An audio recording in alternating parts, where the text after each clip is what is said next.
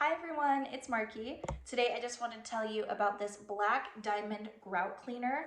This is a 32-ounce bottle. It does come obviously with the little spray includer, and then it also comes with a grout brush. So if you can see, the bristles are angled so you can get into the grout really well. This doesn't use any harsh chemicals, any acids, so it's really safe around kids and pets or places that you're preparing food. It works really well on natural stone flooring. It's not going to damage it at all. It also works on colored grout as well as white grout, so regardless of what you have, it's going to work really well.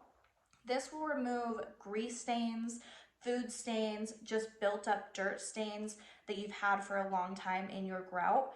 I have a completely tiled shower, and then both of my bathrooms on the floors are completely tiled also. And if you have tile, you know how hard it is to really clean out that grout and make it look new again.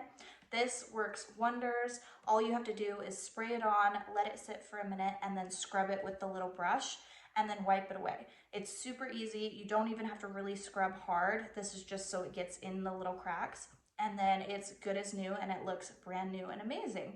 So if you have grout or tile or things like that that you have a hard time getting clean and you're looking for a product that really works, I would highly recommend you look into this one.